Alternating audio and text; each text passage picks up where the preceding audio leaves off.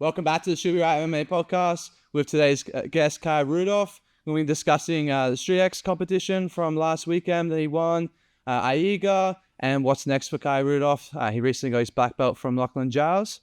What's been happening, Kai? Not much, just been chilling out lately. You don't need to hold that over to me. I've got my own. No, this is for me. Oh, We're a team. You are a team. You're very intimate earlier. So you had the Street X recently. You had AIGA. Yeah, very How'd that busy. go? Very busy few weeks. I was on a diet for like 3 weeks. I think Jeez. How much did you lose? like 6 kilos. God I damn. know. It was it wasn't fun. At the end of my Kazakhstan trip, I was like just eating like a chicken breast and then like some cucumbers and tomatoes. I was like, I just want a burger and some fried chicken. I'll tell you what though, that ass still my plump, God. brother. Everyone's noticing it. Fucking Adam got so excited. Bro, Craig, Adam, the Jones brothers seem to love your bunda. They do, eh? They do. They cannot stop talking about it. How did you develop such significant glutes, Kyle? Fried chicken. Fried.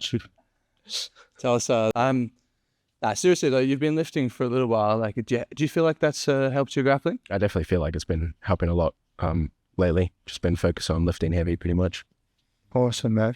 Would you be able to detail your lifting sessions, what they look like in a week and like maybe over a certain period? So I generally do 3 days a week. I do one like pulling session, so that's like deadlifts and any type of pulling motions. And then a push session as well, so squats and like bench press or overhead press, and then like an explosive session as well. So yeah. Because you've always been a very bendy grappler. Do you feel like, and it's quite amazing how universal you are, you're also strong and very like mobile. Do you feel like there's been injury prevention now that you're lifting? Or do you feel like you're getting a little bit more sore like throughout the week so you can get loads increased? I think I'm getting a bit more sore, and now that I've like lost a bit of flexibility, I think I am getting a bit more prone to injuries. Interesting. Cool. What were your favorite experiences from AIGA? It was in Kazakhstan, right? Oh yeah, it was in Kazakhstan. It was so fun. Like everything was so good. Like getting to train with all those high level guys. It was probably one of the best trips that I've ever done as of late. Like besides the dieting, if I was able to eat like whatever I want, it probably would have been a lot better. From the Allion team, who did you enjoy training with? Because you had quite a few new additions this time. Out of everyone, I'd mostly train with like Devontae and DeAndre and Chris Wojcik as well. Yeah, they had Devontae had some pretty good matches. Devontae, he killed it, man. He killed it. He was like 100, I think he cut down from 105 down to 91, and then by the second day he was like back up to 100 kilos. You saying Big Dan was like 136? It was like in the 130s mark. Yeah, he was huge that day. He looked like he wanted to kill Kanard that day.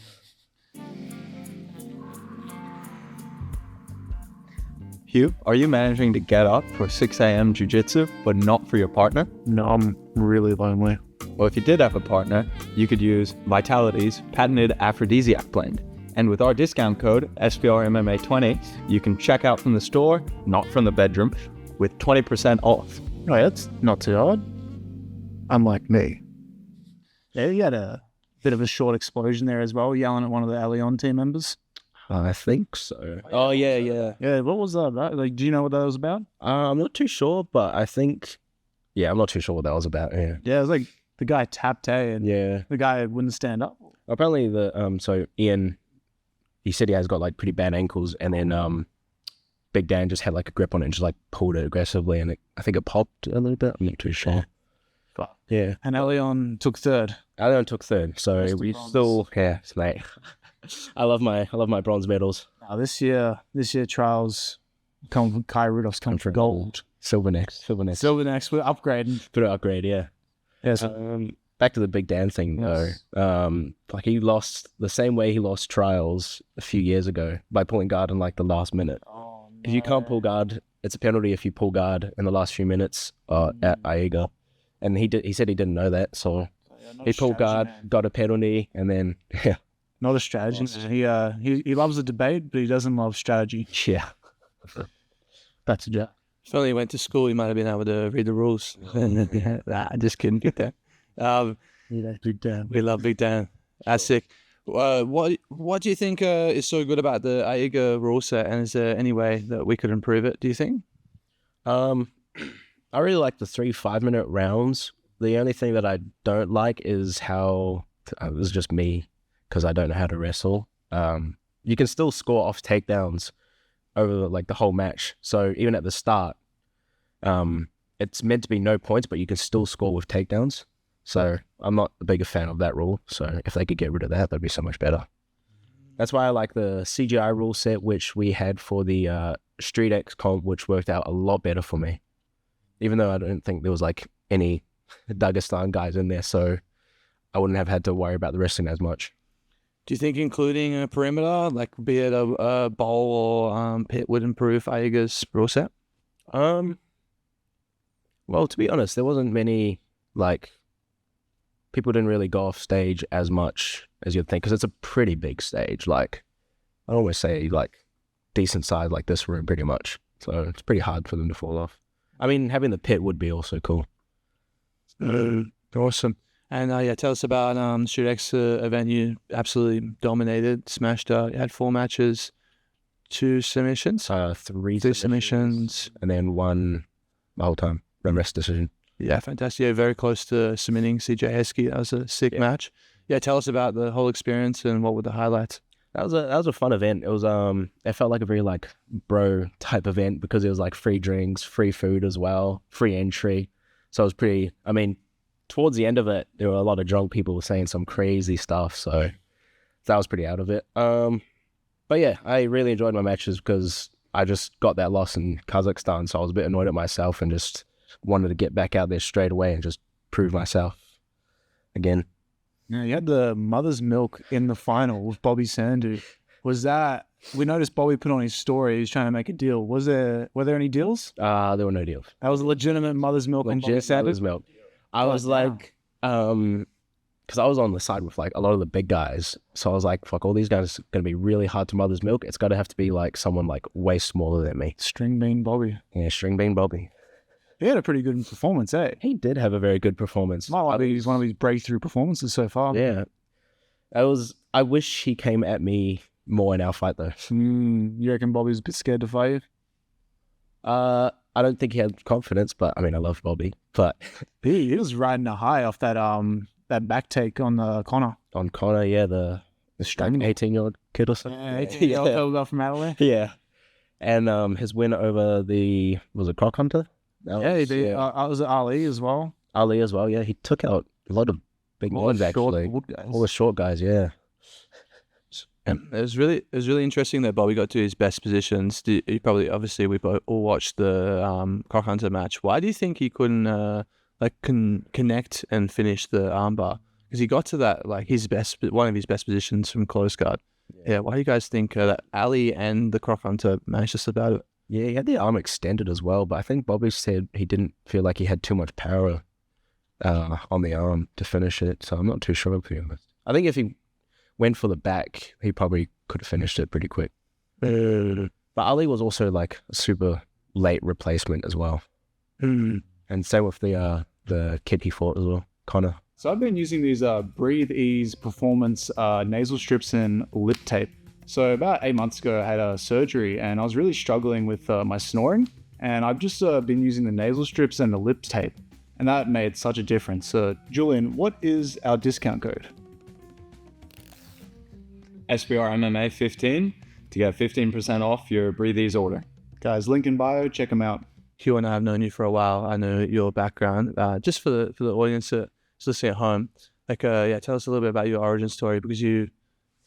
When did you start training? Where? And you started training with your dad first, right? You just trained for a long time. I think I started before my dad, and then a bit later my dad actually joined. We started over in Perth, and I think the gym was a Gracie Baja at first, but... Shout out Gracie Baja. But I think they've changed their names to Legion 13 now. So I still... Smart. Yeah. They changed their names, but... Whenever I'm in Perth, I actually go back there, so it's great seeing all those guys that I first started with as a kid. So I started over in Perth, trained there for a few years, did some competitions, did really well, and then we decided to move to Thailand, to Phuket Top Team, to train under Alabo for a few years as well. But in Thailand, it wasn't I was like 10 maybe, and there was like jiu-jitsu wasn't as big over there, and there was not really any other kids over there as well. So I kind of found it pretty boring and didn't really train much when I was in Thailand. It was just like guys were like way bigger than me, like fully grown, and getting annoyed that they couldn't pass my guard. But yeah, so I didn't really enjoy jiu-jitsu back then. And then we kind of moved to the Sunshine Coast after, and then I got back into jiu-jitsu. I think it was when I was like 13, started training, getting back into it because I was actually training with kids. And then, yeah, got in the competition scene again. And then we moved back to Thailand for a bit. I don't know, I think for like a year. And then after that, we moved to Bali MMA to train with the Leone brothers and one of the other coaches who used to be there, Justin. They helped me prepare for one of the Abu Dhabi competitions. I think I got second at that. I was like 16, I think. Awesome. Yeah. And then COVID happened, and then I moved back to Australia. And now I'm here. Awesome. You moved to Albany, then Perth? Albany, yeah. Albany first, when like the lockdowns were happening. We were just staying in a camper van down on one of our friends' farms, and I was just like using rocks as weights. Sick. How was that? That would have been awesome. That would have been the best place to be during COVID. That was actually really nice because I was just like got free range on the farm. I could just go down to the beach and go surfing whenever I wanted because the lockdown wasn't as bad there. But yeah, it was fun. Fantastic. And what was it like? Because as a sport, jiu-jitsu is quite junior, at least. It's not taken as seriously as it should be or could be. And I think tribute to you. It's awesome you're taking it so seriously. How was it? I guess what are the pros and cons starting jiu-jitsu so young and taking it seriously at such a young age? Like, how did you find that journey as you progressed as an adult?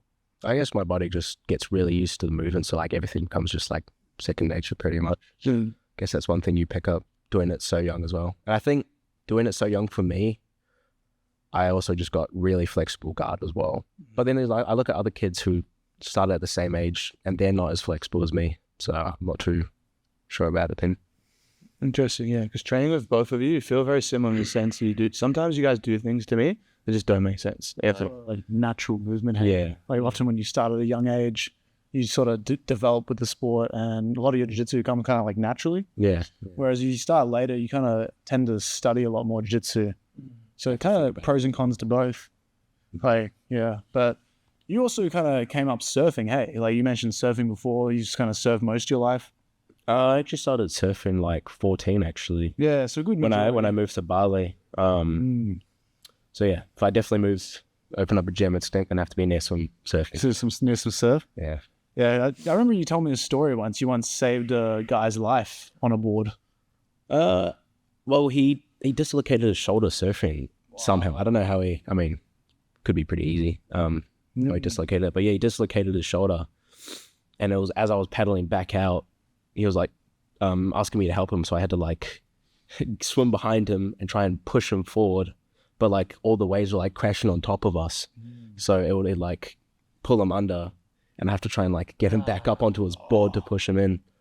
So yeah, it was cool to actually save someone's life though. But yeah, that's a cool flex, honestly. You know, I saved a guy's life once.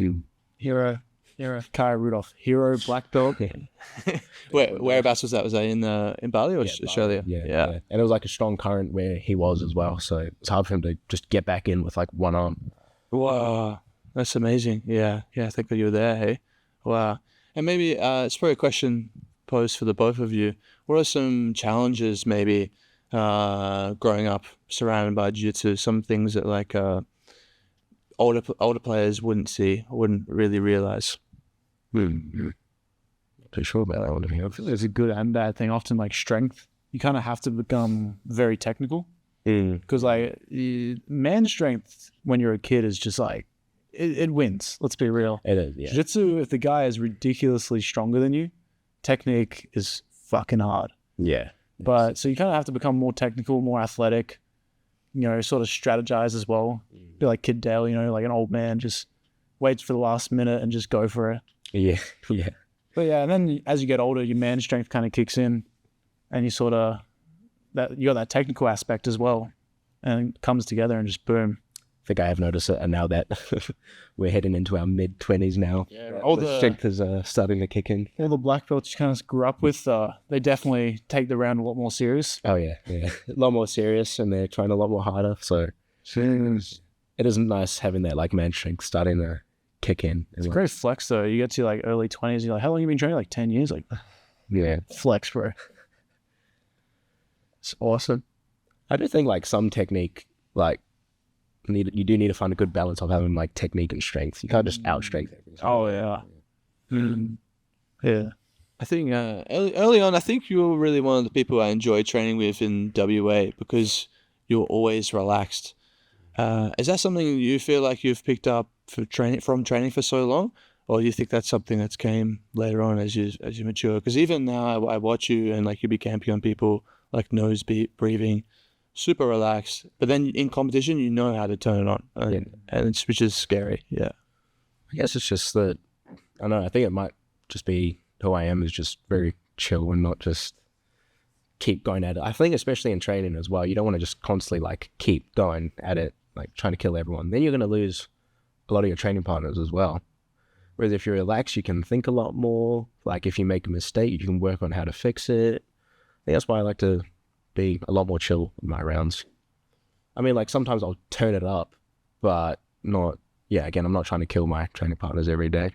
Yeah, you really inspired me early on, Kaya, because I realized like if Kaya can be so good and I train with him and he's relaxed, then like that surely is the way. I think when we did our first private, you wanted me to be your mentor, and I was like 18. I was like, I have no idea how to be a mentor. I'm 18. Yeah.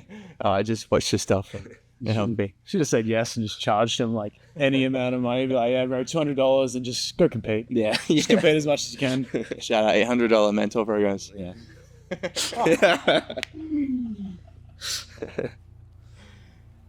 Oh, FBI. Bobby Sandhu's not here. Mentorship program is ordering a helicopter. That's my helicopter. Looking for Bobby. That's what you did with your winnings? Got a helicopter, yeah. So you had the Street X comp the other week and the Allion. Yeah. You've been compensated quite well, or decently well, for the last few weeks. What have you used these spendings for, Kaya? Well, as soon as I won the Street X thing, my dad was like, "Oh, you're gonna pay for all my food while I'm down here." I was like, "I guess I don't have a choice." No, that was good. I owe a lot to my dad. Shout out Tony. Shout out to my dad. The legend. The legend, yeah. My dad's actually been great help. So Brown he belt? came down. Brown belt, yeah. Brown belt. Are you going to promote him? Maybe we'll see. See. But yeah, what do I spend my money on? The other day I did just go buy a new gaming setup, so I'm pretty happy about that. Spent a lot of money just to play Minecraft and Sims.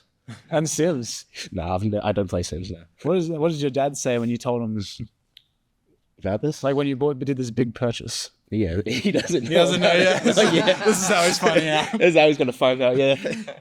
And then Just tell him you didn't spend that much. yeah, I don't know. I'm gonna say Dad, like a few hundred. consoles, $200. Yeah, max, yeah. Just a laptop, Dad. Unless my partner's already told them about it, but she doesn't know how much it costs as well. You can't tell the wife. No. What a legend. What's it like having dad as a coach and someone who, because he's at pretty much at all of your competition, comes to Thailand, like coaches, watches you. How is that having that relationship? It's great. I think, yeah, it's definitely been helpful for my whole jiu-jitsu career, having how supportive both of my parents are as well. I think like sometimes maybe I don't realize how lucky I have it, because sometimes I'll see like maybe other kids and their parents aren't supporting their dreams at all, whereas my parents are full on supportive. And it's great having my dad as a coach as well, because I don't know, like something when he's cornering me and he's telling me to go, then I just really, really go for it. I really fight for it. But then it's like if someone else tells me the same thing, I don't have that sense of urgency. So I'm not entirely sure why that is. You guys really seem to like have a great connection, like work well together. Your dad knows you pretty well. Yeah. And you trained with him quite a bit in lockdown, hey? Just like sort of one-on-one? One-on-one, yeah, down in Albany. We just bought like those pretty shitty jigsaw mats, trained on those. Those are kind of like where a lot of memories are made, eh? Like a lot of people these days sort of started or were training during lockdown. And a lot of their memories now from jiu-jitsu come from lockdown. Yeah. It Like personally, I definitely trained with like a few people just in their living rooms and stuff. was bad in Melbourne though. It was rough. It was rough, brother. We were limited. Where did you train in Melbourne? Oh, Ben Hodgkinson's place. He gave me a training partner. Him and I would just train together quite a bit. He'd invite some big boys around too. But I was also decent sized at the time. I was like good 90 kegs. Oh wow. A little chub. Little chub. I got big in lockdown, you know. I looked marshmallowy, like I looked a bit fluffy. But we shredded a bit off and then too much off. But then now we're back. We're back. We're back, folks. You're back. Hey Kaya, what's your plans for the rest of the year? Any comps coming up? I'd love to get on WNO. Did see PGF just started following me, so I'd love to do PGF at some point. Get me on. Get them on. Yeah, get me on. Oh, WNO, I'm happy to do either. I just want to try and do as many fights this year, to be honest. Main goal at the end of the year is trials, though. Yes, ADCC That's trials. one I'm definitely doing. That's locked in. But yeah, I think there's a Polaris squads coming up as well for Asia Oceania against South America, I think. Man, they have to get you for that. Yeah, hope so. Well, Yeah. yeah. Yeah, who else would you reckon could be on squads? Probably Kenta, Kanard. How do you pronounce Kenta's name? Iwamoto. Oh. Shout out Zach Amon. But it's actually cool because Kenta just got onto CGI as well. So it's pretty Yes. good for him, yeah. Just had the replacement, eh? Just had to replace me. Levi's out with an injury. Kenta's in. Yeah. That's going to be interesting. How do you reckon Kenta's going to go with potentially fighting larger opponents? I think he'll do pretty good. I think one thing people don't realize is like how good Kenta is. Like he is such a tough round, especially I think he can nullify my game quite a bit as well. Like if he goes against a leg locker, I think he'll do really well, and he can actually out wrestle most guys, especially in his weight division. We saw him at Giles trials, hey? Quite a larger opponent. Duke, did he? I think he fought Duke, eh? Yeah, Duke, judo guy, eh? judo guy. Yeah, and he was looking pretty big at that competition, and he managed to take him down as well. Yeah, Kenta just got him good. Yeah, I mean, Kent also took down Mika, JT, Taza as well at Aiga. Yeah, he had a great performance against Taza at AE. That was a great performance, yeah. Like I was saying, like if you get any leg entanglement on him and he's postured upright, he's so heavy and hard to knock down. It just says draining. It's gonna be good to see him on CGI. Yeah. How do you do that, Kai? That's something I want to improve and get good at because I struggle so much with that. Do you think Kenta got good at that over time, or is there certain attributes that help him? I think you also just got to spend time in that position. Just start in those positions. Try not let your hand touch the mat and just stay on top of them. Use your hand to clear their feet. I think the more you do it, you'll just get a lot better at it. That's good advice. Don't let your hands touch the mat. That's one, I've started doing a lot more of the ecological stuff lately. And that's one of the games that I've been doing, which I've been finding has been pretty helpful. Epic. I'd love to chat about this, my favorite topic. What did you learn from DeAndre in relation to the ecological approach? Did you have any findings, or even just being around him, training with him?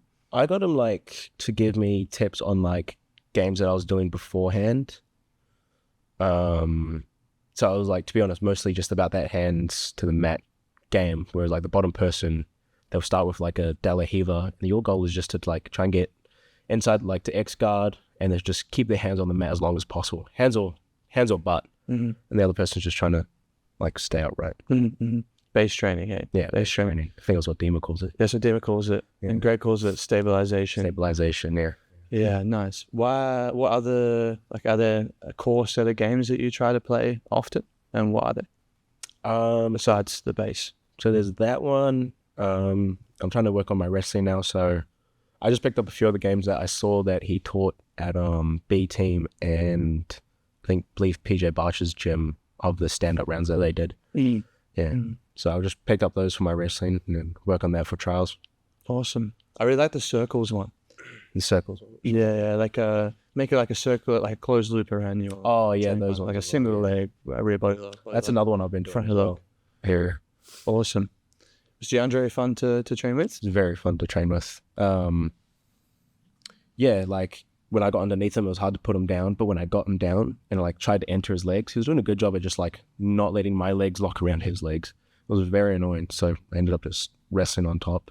But even trying to pass, it was very hard for me to get close to him without him standing up. Wow. But DeAndre looked so good at that Aiga. I thought he should have won that fight against Dante, but I'm not sure how the point system must have worked when he got that Uchimata on Dante. Did he feel strong, DeAndre? Yeah, he felt pretty strong. Do you reckon he ecologically figures out how to lift weights? He just like picks up the dumbbell. He's like, all right, now I'm gonna work out. Doing games for lifting weights. Yes. That'd probably make it a lot more fun. Could you ecologically lift weights? How to do it?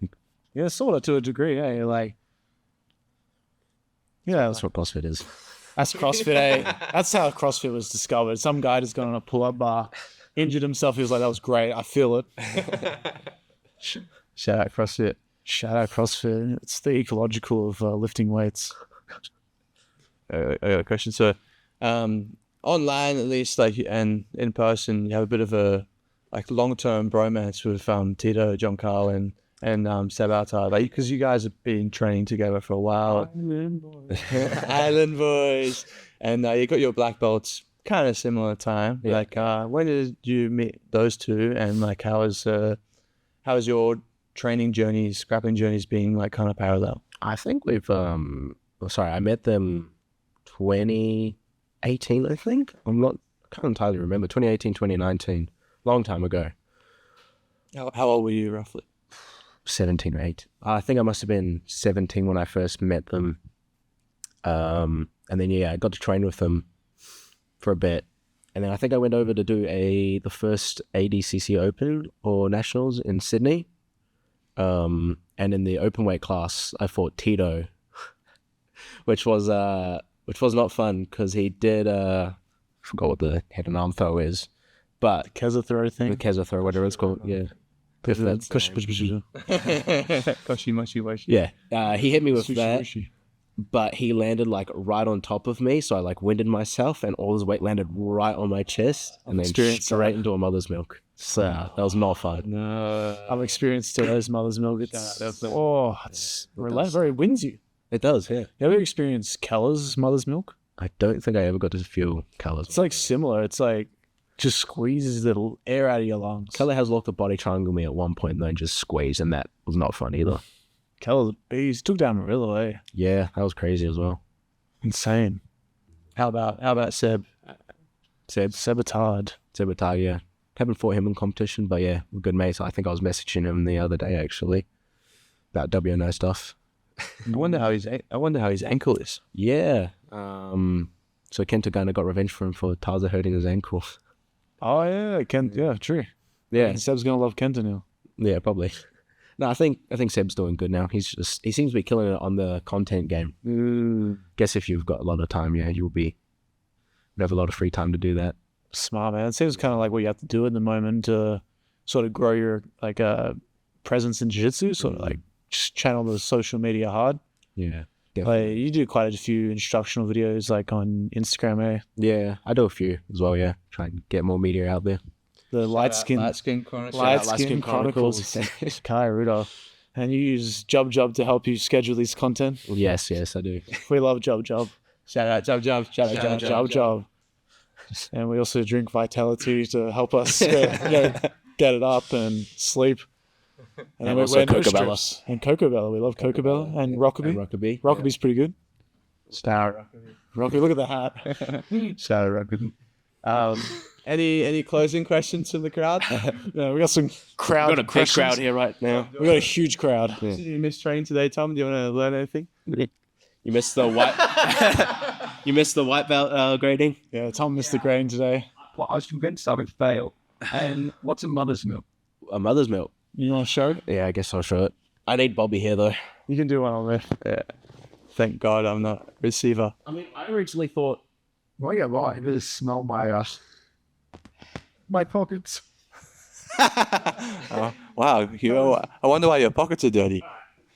Mother's milk. I've had the buzzer head all this one. It's up to you. What I probably was just pretty much you just getting your chest covered, then after the squeeze, you're making into a chest. Oh, Please show us your version and what it's called. Tell us what it's called. You've got a version of the smother. Do I? Yeah. Then you have Daddy's milk. Oh, that's not my version. I think I got that from I would have said, Why did I go into Ogun. Ogun O'Flagon. Ogun. Ogun. You know, I think it's like here, climb up, sit on the chest, and pull here. Which I actually did at Straight X at CJ, but I didn't actually get to finish it on him though. No one's had that done to their kids. Well, you got tapped with that. Yeah, the mother's milk. Alrighty. Let's wrap this bad boy up. Go on, Tom. How is it flying back during the middle of a war zone? Oh yeah, that was actually a bit scary. Just a little bit scary. No, I was worried I wasn't going to be able to make it back because when we got there, it was like a day later that they ended up closing the airspace in Qatar. But unfortunate for Declan, he was like halfway. He was already on the flight. He was like halfway across, and then they closed the airspace down. So he had to like wait a day or two or something, and then they just wanted him to fly back to Australia. Yeah. So Yeah. Hopefully the airport had pokies. hopefully, yeah. Yeah, that man, as long as he got his pokies, he's at homes. Yeah. It's good.